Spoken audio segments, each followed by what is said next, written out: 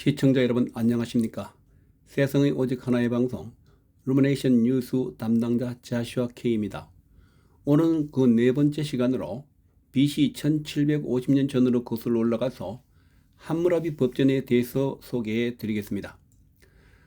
함무라비 법전은 인류 역사상 가장 오래된 성문법 중 하나로 고대 바벨로니아의 제6대 왕인 함무라비가 지금부터 3750년 전인 BC 1750년경에 반포한 법전입니다. 이 법전은 당시 사회 질서를 유지하고 왕의 통치권을 공고히 하기 위해 만들어졌으며 현대법 체계의 뿌리를 이해하는 데 매우 중요한 사료입니다. 첫 번째로 주요 특징은 눈에는 눈, 이에는 이입니다. 함무라비 법전의 가장 큰 특징은 동태복수법입니다. 즉 가해자에게 피해자가 입은 것과 동일한 정도의 벌을 내리는 원칙입니다. 첫 번째로 동태복수법은 만약 어떤 사람이 다른 사람의 눈을 멀게 했다면 그 사람의 눈도 멀게 해야 한다는 식의 보복주의적 성격을 띱니다. 두 번째로 신분의 차등 적용. 모든 사람에게 평등하게 적용되지 않았습니다. 즉 귀족, 평민, 노예 등 사회 계급에 따라 처벌의 수위가 달랐습니다. 예를 들어 귀족이 평민의 눈을 상하게 하면 돈으로 배상할 수 있었지만 귀족끼리는 똑같은 눈을 상하게 하는 처벌을 받았습니다. 큰 두 번째로 법전의 구성과 내용. 법전은 높이 약 2.25m의 검은 현무암 비석에 새기 문자, 즉 설령 문자로 새겨져 있었습니다. 첫 번째로 서문은 함무라비 왕이 신들로부터 통치권을 부여받았으며 정의를 실현하기 위해 법을 세웠음을 강조합니다.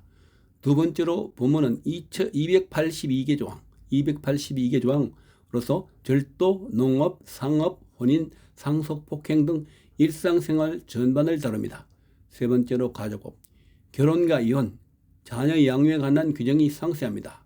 네 번째로 경제법, 채무관계, 임금기준, 상업거래의 공정성 등을 명시하여 경제 질서를 잡으려고 했습니다. 다섯 번째로 결문, 법을 지키는 자에게 축복을, 어기는 자에게 저주를 내린다는 내용으로 마무리됩니다. 그럼 큰 세 번째로 역사적 의의에 대해서 말씀드리겠습니다. 함무라비 법전은 단순한 잔혹한 처벌 이상의 의미를 갖습니다. 첫 번째로 법의 성문화, 통치자의 기분에 따라 판결이 바뀌는 것이 아니라 문서화된 법에 근거하여 통치하는 법치주의의 초기 형태를 보여줍니다. 두 번째로 사회의 질서의 안정, 복수의 연쇄를 끊고 국가가 형벌권을 행사함으로써 사회적 혼란을 막으려 했습니다. 세 번째로 약자 보호, 비록 신분제 사회였으나 과부나 고아 등 사회적 약자가 강자에 억눌리지 않도록 보호하려는 의도가 법전 곳곳에서 나타나 있습니다. 함무라비 법전이 현대인들에게 주는 교훈에 대해서 말씀드리겠습니다. 함무라비 법전은 단순히 잔인한 고대의 형벌을 기록한 유물이 아니라 현대 사회를 살아가는 우리에게도 중요한 인문학적 사회적 교훈을 던져줍니다. 약 3,800년 전의 법전이 오늘날 우리에게 주는 핵심 교훈 세 가지를 정리해 드립니다. 첫 번째로 법치주의의 초석, 권력보다 앞서는 시스템의 중요성. 함무라비 법전이 위대한 이유는 통치자의 기분이나 즉흥적인 판단이 아니라 성문화된 법에 의해 국가를 운영하려 했다는 점입니다. 이것에 대한 교훈은 현대인들에게 이는 시스템의 투명성과 예측 가능한 중요성을 가르쳐줍니다. 감정에 치우친 해결보다는 객관적 기준과 절차를 통해 갈등을 해결하는 것이 공동체 유지의 핵심임을 시사합니다. 큰 두 번째로 동태복수법의 재해석, 비례의 원칙과 억제, 눈에는 눈, 이에는 이라는 원칙은 현대인의 시각에서 야만적으로 보일 수 있습니다. 하지만 이 법의 진정한 의도는 무분별한 복수의 제한에 있습니다. 이것이 주는 교훈은 눈 하나를 다쳤을 때 상대의 목숨을 빼앗는 식의 과다한 보복을 금지하고 피해를 입은 만큼만 책임을 묻는 비례의 원칙을 세운 것입니다. 이는 현대 형법의 대원칙인 책임주의, 지은 죄만큼 벌을 받는다는 와 맞닿아 있으며 우리에게 사적인 감정 과잉을 경계하고 공정한 기준을 지킬 것을 교훈으로 남깁니다. 세 번째로 사회적 약자 보호와 공공의 정의. 함무라비 법전의 서문에는 강자가 약자를 압제하지 못하게 하며 고아와 과부를 보호하기 위해 법을 세운다는 구절이 명시되어 있습니다.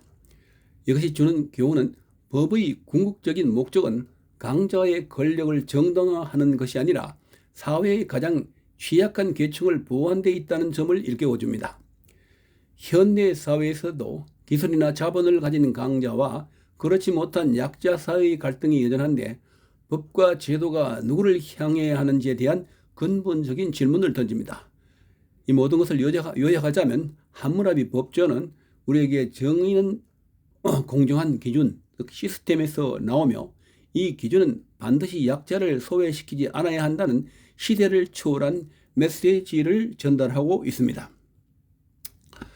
그럼 눈에는 눈의 법을 넘어 생명의 법으로라는 제목으로 몇 말씀을 드리겠습니다. 인간의 정의가 채울 수 없는 곳에 임하는 하나님의 사랑. 첫 번째로 우리는 모두 정의를 갈망합니다. 여러분, 인류의 역사상 가장 유명한 법전 중 하나인 함무라비 법전을 아실 것입니다. 눈에는 눈, 이에는 이 문장은 무척 잔인해 보이지만 당시에는 획기적인 정의의 기준이었습니다. 받은 만큼만 되돌려 줌으로써 끝없는 복수의 굴레를 막으려 했던 인류의 눈물겨운 노력이었습니다. 우리 마음속에는 누구나 잘못한 사람은 벌을 받아야 하고 세상은 공정해야 한다는 갈망이 있습니다. 하지만 현실은 어떻습니까? 법은 때로 불완전하고 신분에 따라 엄격함이 다르기도 합니다. 두 번째로 함무라비 법전이 가진 한계. 함무라비 법전은 훌륭한 법이었지만 두 가지 한계가 있었습니다. 첫 번째로 신분에 따른 차별이 있었습니다. 귀족과 평민, 노예에게 적용하는 정의가 달랐습니다. 둘째로 행위는 규제했지만 마음은 고치지 못했습니다.